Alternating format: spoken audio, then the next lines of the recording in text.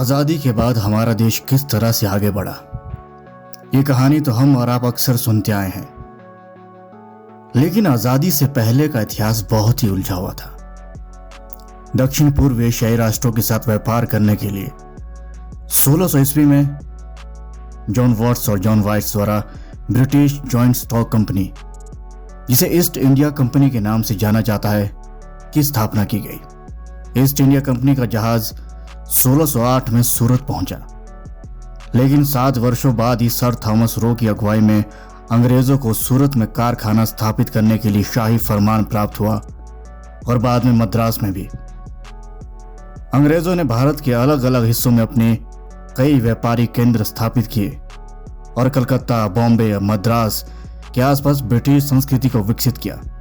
अंग्रेज मुख्य रूप से रेशम, नीलम, कपास, चाय और अफीम का व्यापार करते थे। फिर मुगल शासक जहांगीर के साथ अपने रिश्तों को मजबूत किया। यूरोपीय वस्तुओं के बदले भारतीय शासकों का दिल जीता। धीरे धीरे कूटनीति के जरिए उनके राजनीतिक मामलों में दखल देना शुरू कर दिया और दूसरी तरफ अपनी ताकत को बढ़ाते रहे।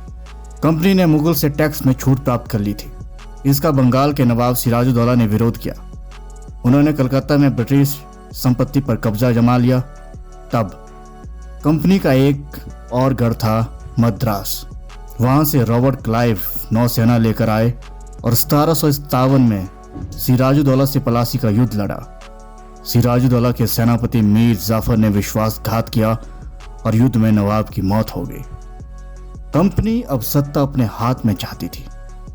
1765 में मीर जाफर की मौत के बाद कंपनी ने रियासत अपने हाथ में ली। मुगल सम्राट ने कंपनी को बंगाल का दीवान बना दिया, जिससे कंपनी बहादुर अस्तित्व में आया।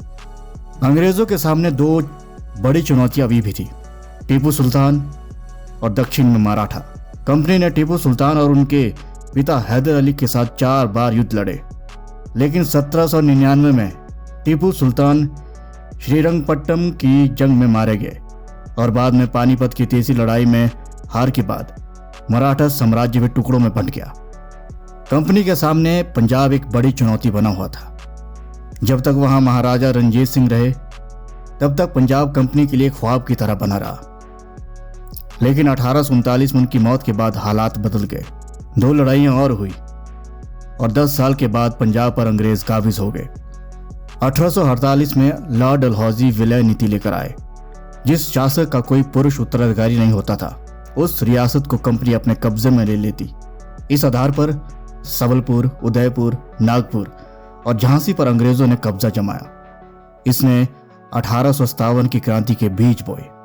अंग्रेज भारतीय धर्मों का सम्मान नहीं करते थे। जब यह खबर आई कि नई बंदूकों के कारतूसों पर गाय और सूअर की चर्बी का लेप लगा है, तो कंपनी के सिपाही भड़क गए।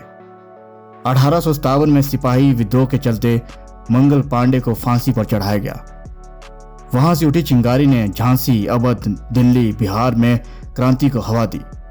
रानी लक्ष्मीबाई, बहादुर शाह जफर, नाना साहेब आदि ने मिलकर एक साथ बगावत की, अंग्रेजों को खदेड़ दिया था। तब कंपनी ने लंदन से फौज बुलवाई। सितंबर 1857 में दिल्ली, मार्च 1858 में लखनऊ, जून 1858 में झांसी में अंग्रेजों ने कब्जा किया। ब्रिटिश संसद ने कानून पारित किया और भारत की सत्ता ईस्ट इंडिया कंपनी के हाथ से महारानी के हाथ में चली गई। ब्रिटिश मंत्रिमंडल के सदस्य को भारत का मंत्री बनाया गया। उसकी मदद के लिए इंडिया काउंसिल बनाई गई। गवर्नर जनरल अब वाइसरॉय था। 1858 में जब ब्रिटिश राज आया, तब उसके पास कब्जे में आज का भारत, बांग्लादेश, पाकिस्तान और बर्मा था। वहीं गोवा और दादर नगर हवेली पुर्तगाली कॉलोनी थे, जबकि पुडुचेरी फ्रेंच कॉलोनी। दिसंबर 1885 में रिटायर्ड ब्रिटिश अधिकारी एक्टोवियन होम्स ने ब्रिटिश शासक और भारत की सिविल सोसाइटी में समन्वय की भूमिका निभाने के लिए भारतीय राष्ट्रीय कांग्रेस बनाई। 1905 में लॉर्ड कर्जन ने बंगाल का विभाजन किया। इससे बंगाल भड़क उठा। कांग्रेस नेतृत्व ने इसे बांटो और राज करो की नीति बताया। बंगाल से उठी राष्ट्रवाद की प्रचंड धारा से वंदे मातरम राष्ट्रगीत बना। बंकिम चंद्र चटर्जी के उपन्यास आनंद मठ से लिए इस गीत को रविंद्रनाथ टैगोर ने संगीतबद्ध किया। बंगाल में कलकत्ता समेत सभी इलाकों में विदेशी कपड़ों की होली जलाई गई। पूरे देश में बंग भंग आंदोलन की चिंगारी पहुंची। पंडित मदन मोहन मालवीय ने 1910 में बनारस हिंदू विश्वविद्यालय की स्थापना की। 1906 में लिबरल पार्टी ने चुनाव जीते और भारत को देखने का नजरिया भी बदला। वायसराय लॉर्ड मिंटो और भारत के लिए मंत्री जॉन मोरली ने सुधार कानून लाए। भारतीयों को राजनीति और शासन में हिस्सेदारी दी गई। 1911 में मिंटो की जगह लॉर्ड हार्डिंग्स आए और उन्होंने विभाजित बंगाल को एक कर दिया।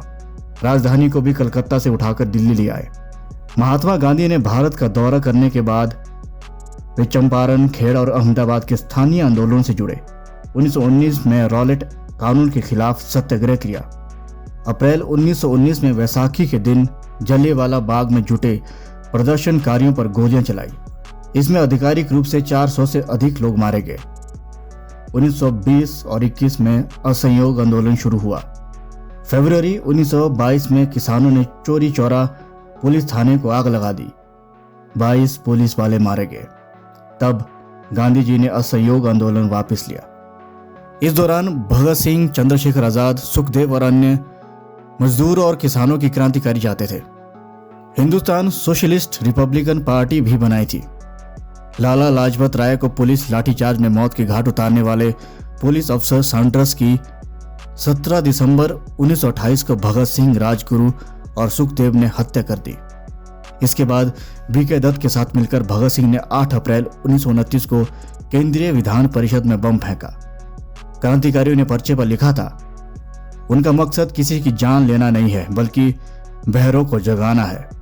भगत सिंह, राजगुरु और सुखदेव को 23 मार्च 1931 को फांसी पर चढ़ाया गया। इधर गांधी जी ने 1930 में साबरमती से 240 किलोमीटर दूर स्थित दांडी तट तक मार्च किया। यहीं से सविनय अवज्ञा आंदोलन का आरंभ हुआ। 1935 में गवर्नमेंट ऑफ इंडिया एक्ट आया। 1939 में दूसरा विश्व युद्ध छिड़ गया। कांग्रेस के नेता ब्रिटेन की मदद करना चाहते थे, लेकिन बदले में भारत की स्वतंत्रता की मांग कर रहे थे। अंग्रेजों ने यह बात नहीं मानी। महात्मा गांधी ने दूसरे विश्व युद्ध के बाद भारत छोड़ो का नारा दिया।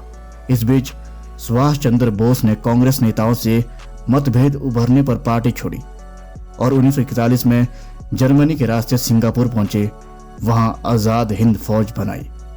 ये फौज 1944 में इंफाल और कोहिमा के रास्ते भारत में प्रवेश करने वाली थी, लेकिन किन कारणों से नहीं कर पाई। दूसरे विश्व युद्ध के बाद 1945 में अंग्रेजों ने कांग्रेस और मुस्लिम लीग से स्वतंत्रता पर बातचीत शुरू की। लीग चाहती थी कि उसे भारतीय मुसलमानों का प्रतिनिधि माना जाए, लेकिन कांग्रेस राजी नहीं थी। दोनों के बीच मतभेद भारत और पाकिस्तान में विभाजन का कारण बने। 14 अगस्त को पाकिस्तान और 15 अगस्त को भारत स्वतंत्र देश बनकर सामने आए।